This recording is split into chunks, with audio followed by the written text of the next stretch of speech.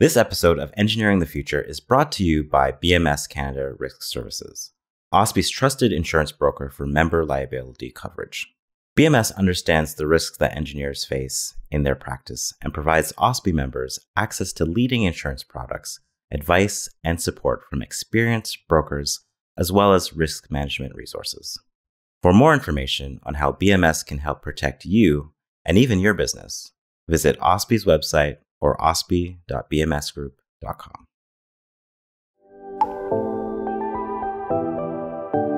This podcast is brought to you by OSPI, the Ontario Society of Professional Engineers, the advocacy body for professional engineers and the engineering community in Ontario. Welcome to Engineering the Future, a podcast presented by the Ontario Society of Professional Engineers. I am your host, Jerome James. Today, I'm joined by Matthew Davis, Manager of Capital Projects and Program, Transportation Services at the City of Toronto, and a member of the Ontario Society of Professional Engineers, OSPI. Matthew, to start us off, can you tell us a little bit more about yourself? What motivated you to become an engineer in the first place? And did you have any role models in your personal or academic life that motivated you? Sure, thanks. So why did I want to become an engineer? I actually told this story at my P.Eng initiation here for PEO. So I'll repeat it again for folks that may not have heard it. Excellent. When I grew up in a small town in New Jersey that was, it's suburbs of Philadelphia in the United States. And there was a lot of oil refineries. And the town that I lived in, we had our high school that was, I guess you would call it, north of the tracks. All of the folks that I knew, for the most part, that when we walked to high school, we lived south of the tracks. Right. And the tracks actually they literally bisected the town because those tracks were feeding the oil refineries on the Delaware River, right? So we would have trains that were about a mile, 2 miles long. I had to say miles because, we're in the United States. And they would park, and we would literally have times where we would go to school. This huge train would be parked in between us and the school, and we actually would have to get late passes from the train conductor to let us go into school on time, or to give us an excuse for why we were late sometimes. Wow. And I started looking at, what could I do as like an engineer to try to fix this, right? Like the road was fairly small and the area was built up around it. So there was no bridge or tunnel going on at that point.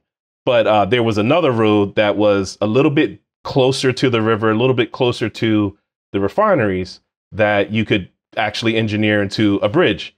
And so I actually had that on if I showed you my yearbook from I'll just blur that out. What you'll see is I actually say this in my yearbook when I'm about to graduate, that I want to do something to put a bridge there somewhere in town to eliminate that issue. So I think that sparked it. They actually did build a bridge ultimately, like after I left. Amazing. And graduated. Yeah. So I think I was ahead of my time a little bit. Very nice. But so that was a big part of it. But it also spoke to, and I don't know how it was here in Canada at that time, but in the United States, we had, histories of redlining, for example. And so a lot of folks that I grew up with were living south of the tracks for a reason, right? Mm-hmm. And so it kind of sparked my interest there. Like, why is it that every city I go to, folks that I'm living with, folks that I'm hanging around with, are near railroad tracks, are near a dump, are near something that's not necessarily desirable for, everyday living, right? So It's the engineering side, but it's also the decision-making side that really got me curious into this field. So I think those were the two drivers for the most part. That's an interesting story. Some people would kind of draw parallels to the whole 8 Mile track kind of story that was made popular by the movie 8 Mile and Eminem's story, knowing that things could be drastically different from one side of a road to the other. And that's interesting that motivated you. Yeah. Can you tell us a little bit about what you believe the value that engineers bring to society at large? Yeah. So, this has changed over the years for me, right? Like when I first started in engineering, I mean, I'm a civil engineer. A lot of civil engineers start out wanting to build bridges. That was one of them. And then I hit structural analysis in university, and it this wasn't nice to me. So I changed gears and went into transportation. And I think that, so speaking from my experience in transportation, brings a ton of value. And I guess I'll touch on a couple of things. One of the first things in terms of value that it brings is it always, engineering, at least in transportation side, informs so many types of decisions that go into, as I mentioned a bit earlier, they play into to all kinds of parts of people's everyday lives, right? How do you get to work? How do you make it to the doctor or hospital when you're sick? How do you get your groceries? How do you buy necessities that you absolutely need for everyday life, right? Right. And which way can you do it? How much is that going to cost you? Do you need to buy a car? Do you need to invest in a transit pass? Perhaps there's so many things that like you don't really think about because they come second nature to you, right? You wake up, you have to do these things. But without an engineer, right? And I would give some credit to the planners as well, but without an engineer in the background, right?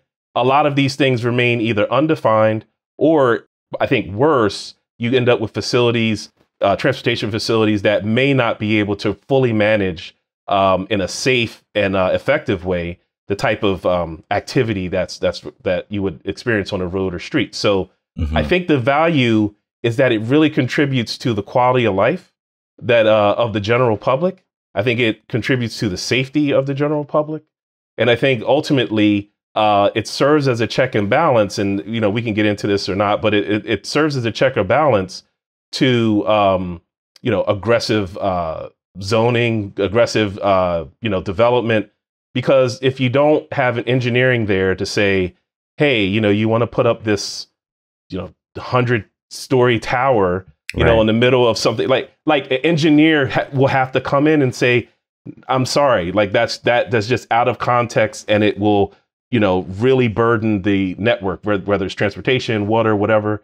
So that's why I say these things that we sometimes take for granted, I think are some of the things that engineers bring the most value to, right? Right. And and if I can just add one more thing, I guess. In my current work that we're doing here at the City of Toronto, and this is why I said this has changed over time, because now at the stage that I am in my career, I've done a lot. I've been in the business over 20 years. I've done a lot that I'm proud of. I've also seen some parts of the engineering world that I'm not so proud of, right? And what I've been able to do at my current job is look at things through an equity lens and look at it as an engineer, right?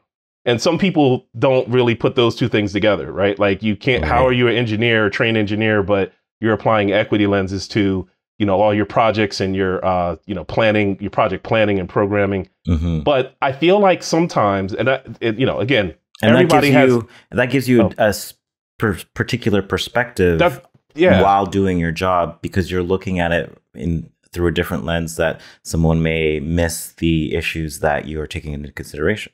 That's exactly what I was heading to, right? Like if you're, I could be any other, I could have taken any other career path and may still have arrived at a place like where I'm at now, but I wouldn't have that perspective of knowing the engineering side, the planning side of these things, to know the trade-offs, right? Because the engineers like myself, we do trade-offs all the time in the scientific and the engineering level. But when you bring this social aspect to it, you kind of have to have a bit of familiarity in all of those areas in order to make effective trade-off decisions between how you apply equity and what it means to the engineering and science part of it. So it's a huge, I'm unbiased too, right? I went to school for engineering and, I've been in the business 20 years, but it really feels like it brings a ton of value in a lot of different ways. So excellent. I'm going to hold you to that. I wanted a specific example that you bring to the table. But before,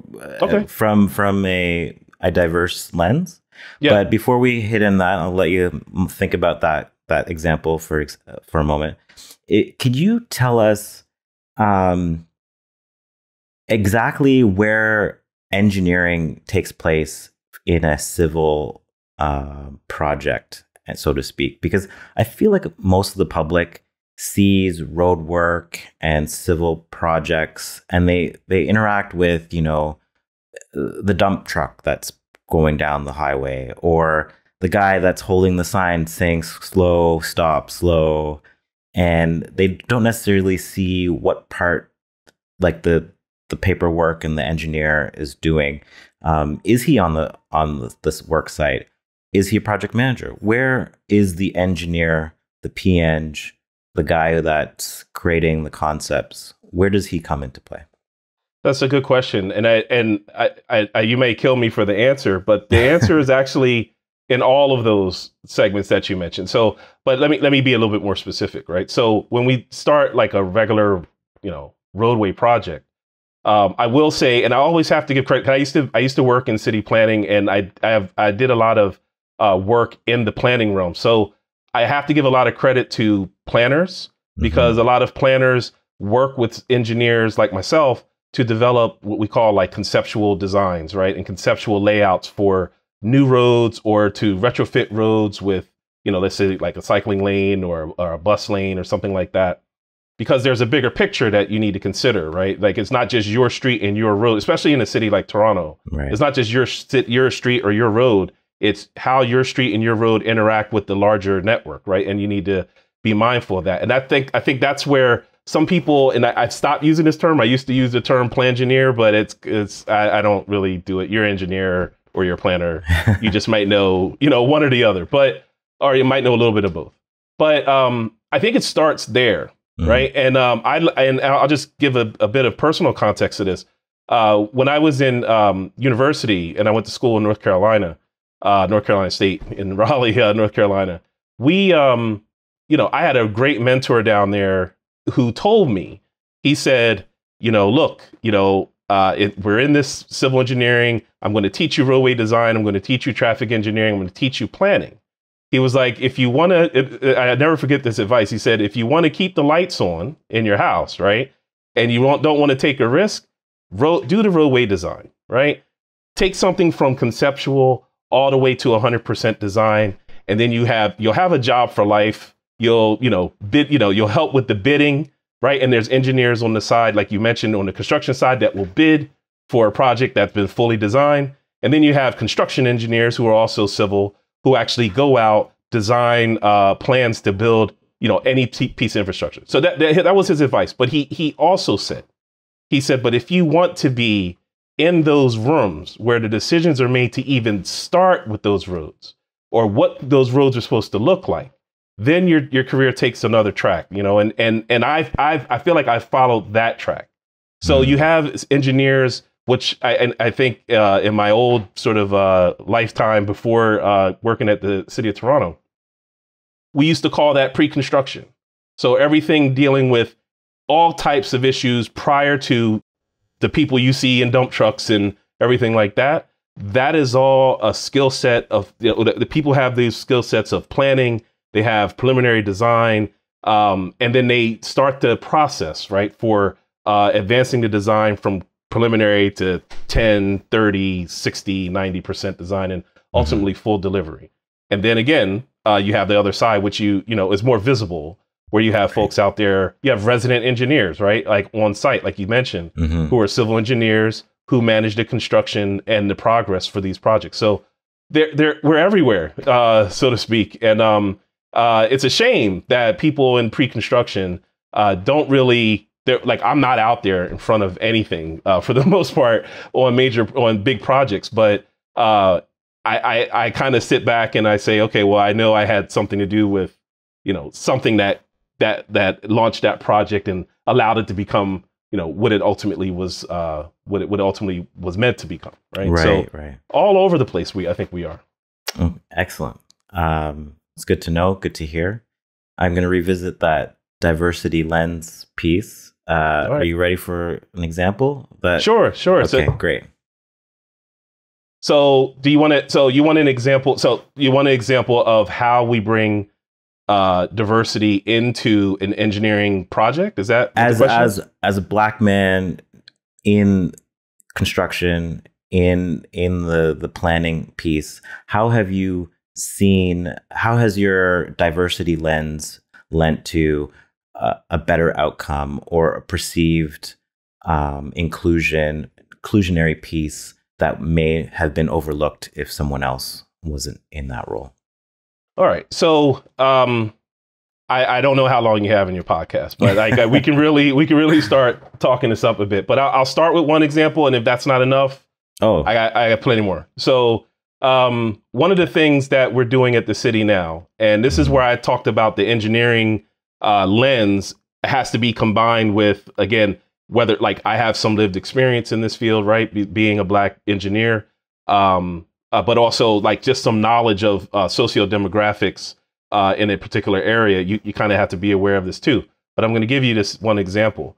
So in the city of Toronto, what we've been doing in transportation services, what we've been doing is trying to say we spend, a pretty decent sum of money every year in the millions dealing with our roadway network, right? Be it roadway maintenance, or we use the maintenance, we call it state of good repair program.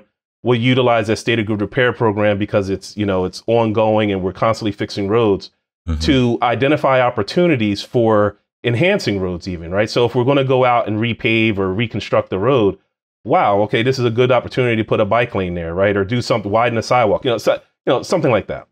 So we took a look at what we call pavement quality, right? Of what we call the pavement quality index. And that's literally just a measurement of how good, the asphalt is, what the quality of the asphalt is on a particular road. If you see it really cracked up and it's, cracking apart and you're getting potholes, the pavement quality index or PQI is probably very low. And we need to schedule it for some type of intervention, be it a reconstruction or resurfacing. Obviously, the opposite is true. If you're pretty smooth ride, the quality is high, no need to really schedule any reconstruction. So here's where I'm going to bring this all together. So the city of Toronto has what we call neighborhood improvement areas, and they were identified through the city of Toronto's strong neighborhood strategy.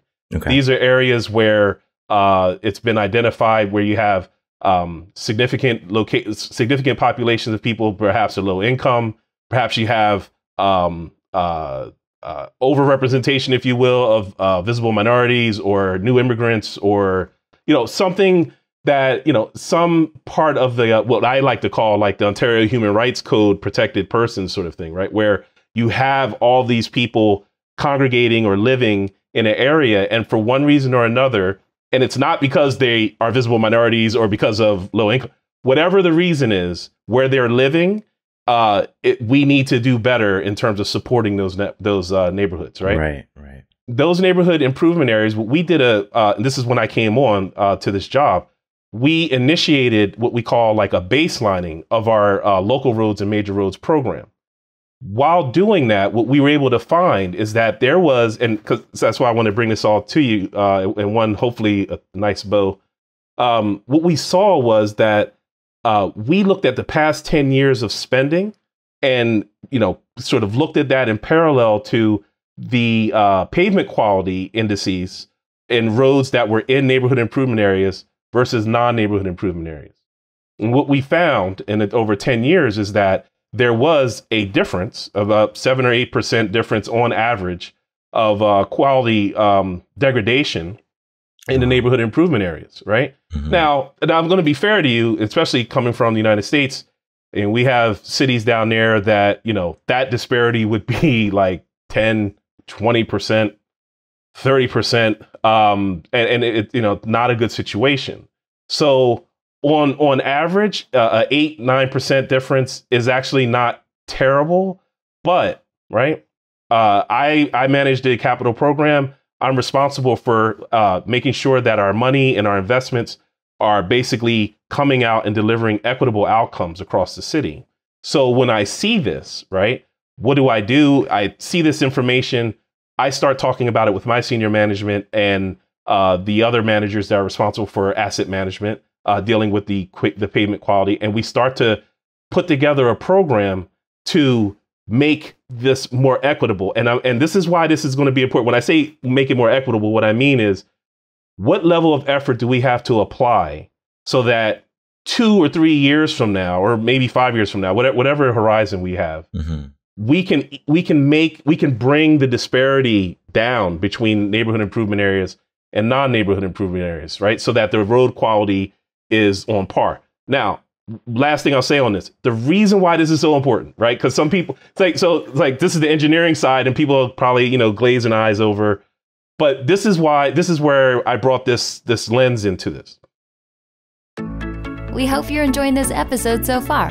At OSPI, we're here for you, making sure government, media, and the public are listening to the voice of engineers. You can learn more at ospi.on.ca. When we start to talk about pavement quality, if we have pavement quality that is, suspect or low, that inhibits the type of improvements we can do, right? In terms of putting a cycling lane or a bus lane or things like that, because we can't just paint over, you have to fix it bad first asphalt. And then do that. And that could set back projects and planning years. Well, that's what happens. And this is where, so we've done this baselining thing, this baselining exercise on a number of capital programs in the city of Toronto in transportation services.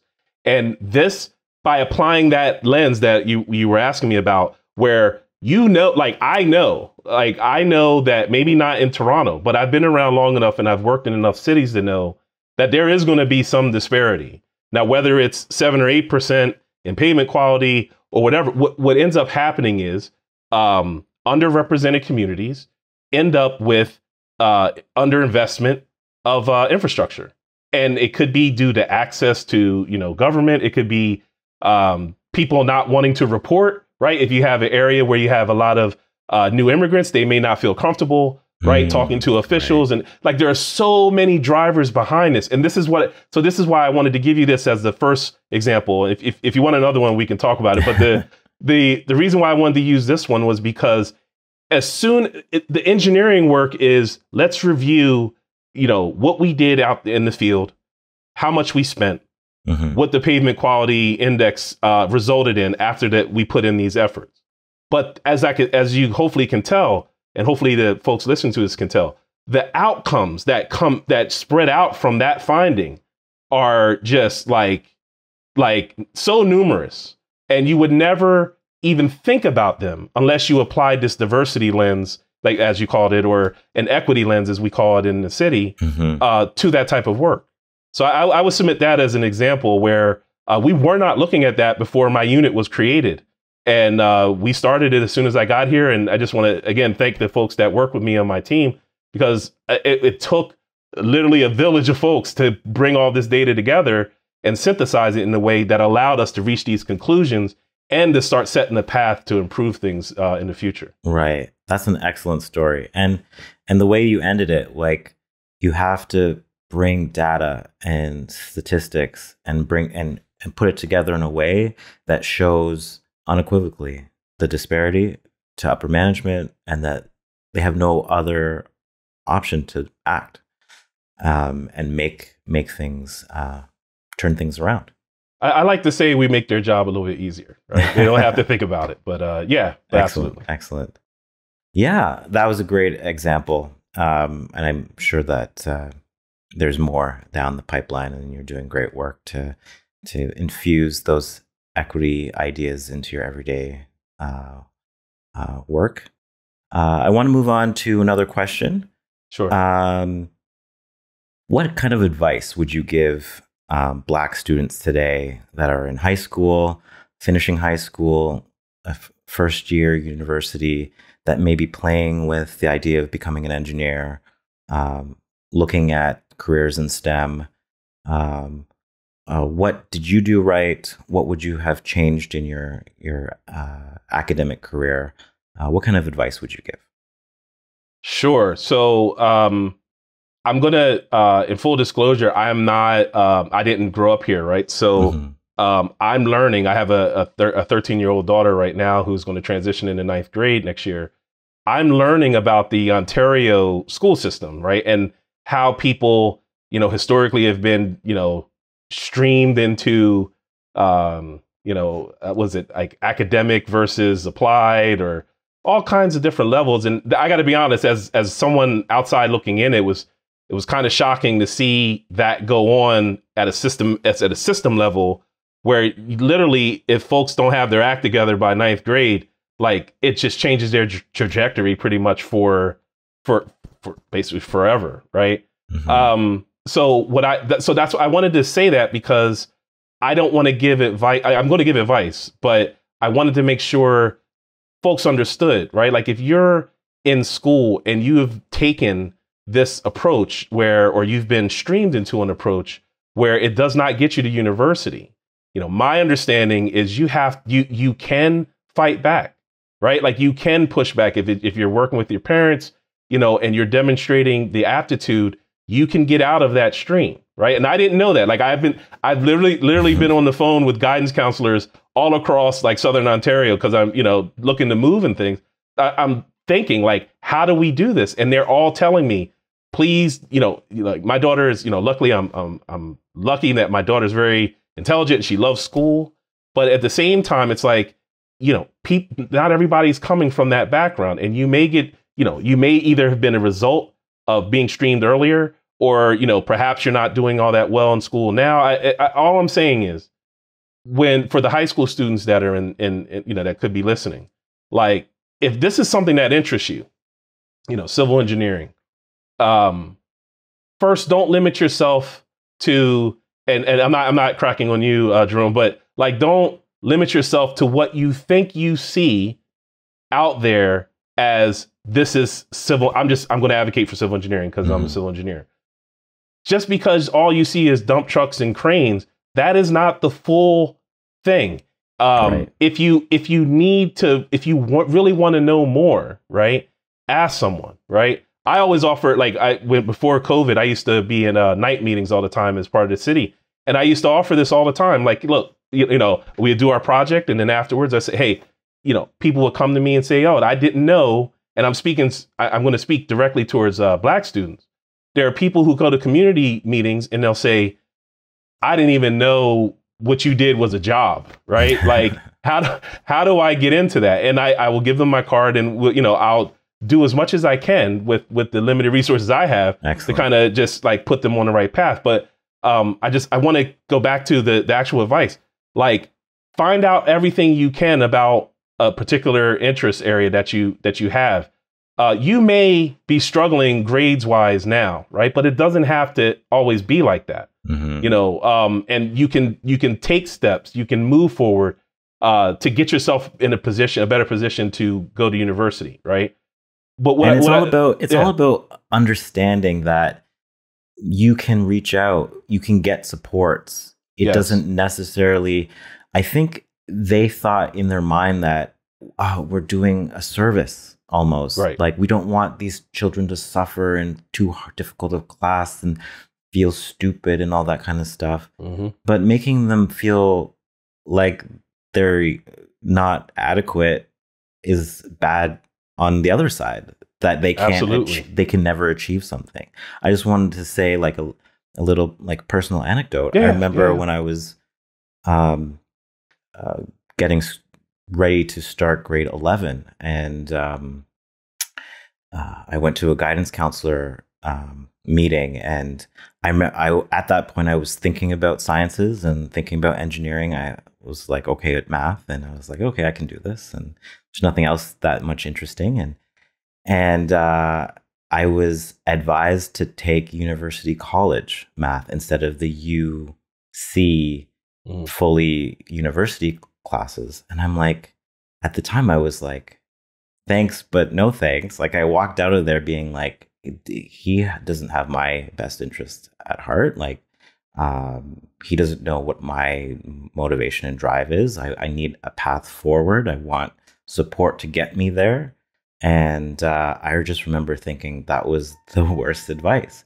But people take that advice in, and they're like, well, he should know what I'm capable of.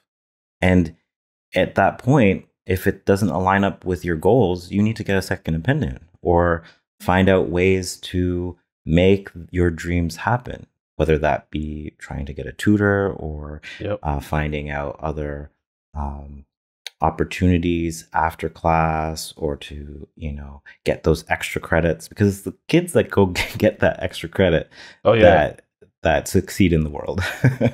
Oh, absolutely. And they have the work ethic, right? And they demonstrate it early. And that work ethic can carry you through all types of troubles, right? I guess just to with the advice, what I was going to say for young folks, just to kind of put a bow on this one, is ultimately I just want to make sure people understand, like, you cannot, it kind of echoes what you were saying. You can't take one person's word as law and as guiding your life. If you have a passion for something like this, or if you have an interest, the number one, explore it, because you may find, for example, I might want to be a civil engineer. And then you start to look into it and you say, nah, that's not for me, but you cancel it out. So it's not a waste of time, right? To understand what you don't like. So like that, I think that's a big thing. And I think that when it comes to school, and again, I'm speaking as someone who is just sort of being indoctrinated into the Ontario sort of way of school.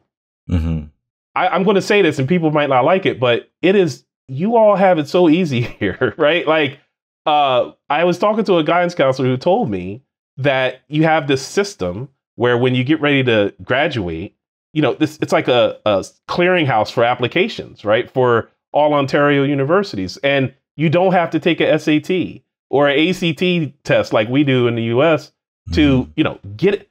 Like, if you all understood, and maybe you do, because I know perhaps some of the listeners are either they may have went to a university in the United States or whatever. The SAT is such a hurdle. Like, I'll tell you, when I was growing up, and, not embarrassed to say, didn't come from a lot of means. One of my good friend's mother paid for my SAT test because I couldn't afford to take it. And it was only through her that I was able to actually get into university, right? But what if I didn't have him as a friend, right? Like, I don't know what would happen. So, like, understand that you have opportunity here. I'm just going to speak for Ontario. You have opportunities here that in many other developed nations you don't get. And I would just try to take advantage of those, right? And I think I would say there's going to be a lot. And I told you we could have a lot of time on this podcast, Jerome, sorry. There are so many obstacles that will get in your way, even if you are successful in making it to university. And I would tell you, like, I am standing right here as an example. It took me about 6 or 7 years to finally graduate in a bachelor's. I transferred schools, but I had some personal tragedies, going on at the time. But I didn't stop, and my family, limit you. Yeah, you got to keep going. My family supported me throughout, and ultimately, here I am talking to you in Canada, right? Jersey guy from a refinery town. So don't give up on it. And then the last thing I'll say is, if you make it through university, right, and you get that job, please, please, please, please, and I say this every time someone asks me this question, Jerome, take the time to get your license. Like, if you're going to be an engineer, do everything you can to set yourself up so that you ultimately get licensure. Absolutely. Because if you don't, you'll get passed over for promotions all the time. If you're one of these folks where, you're looking at, like, I'm a black male, black female, and look, I'm not getting promotions because you're black. Okay, perhaps that's part of it. No one's going to tell you that engineering doesn't have racism in it, right? In anywhere. But what I would say is, before you say that, get your license first. Set yourself up for success. Exactly. And then if you get your license and you're producing, you're putting it out there, and you're not getting promoted, okay, then you can probably start thinking, like, okay, what are the other reasons why? But I can guarantee you, folks will hold that license or lack of licensure over your head as long as possible, because you're going to keep working, right? You're going to keep generating great work, regardless of if you have a license or not. And that, if you're working for a private firm, that's billable hours, that's overhead, they're making money on that regardless. So you make your money, right? Make sure you do what you need to do to position yourself for future success. Get a license.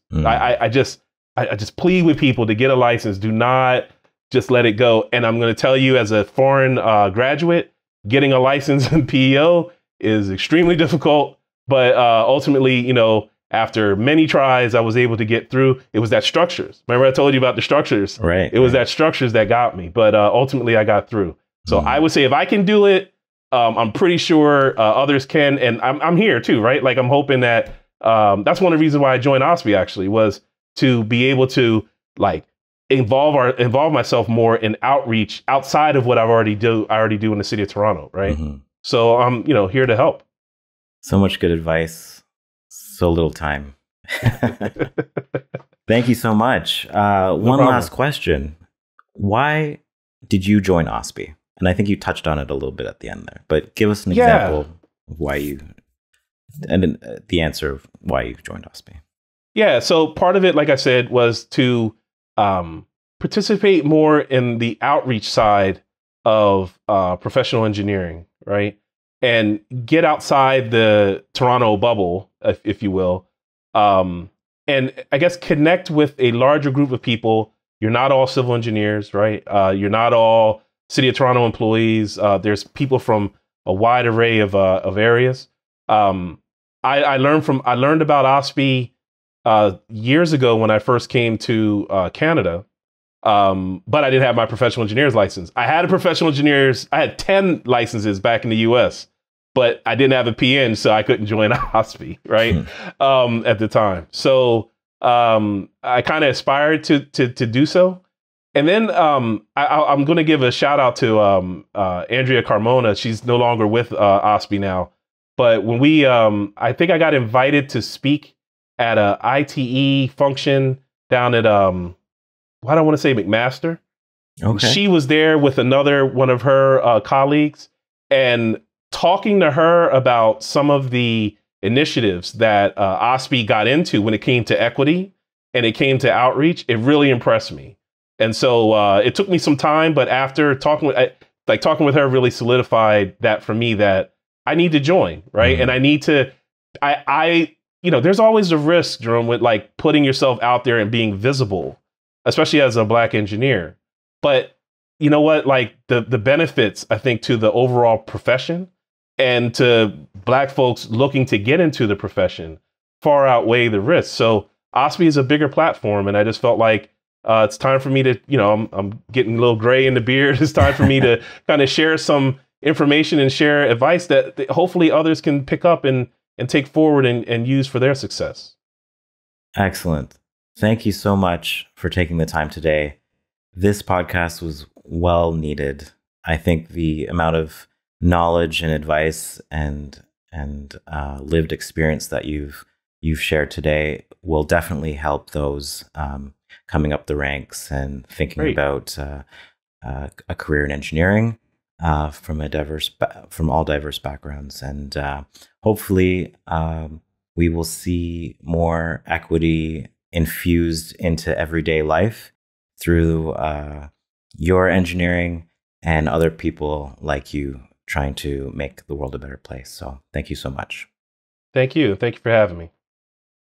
I've just been speaking with Matthew Davis, Manager of Capital Projects and Program Transportation Services at the City of Toronto and a member of OSPI. My name is Jerome James. You've been listening to Engineering the Future. Thank you for listening.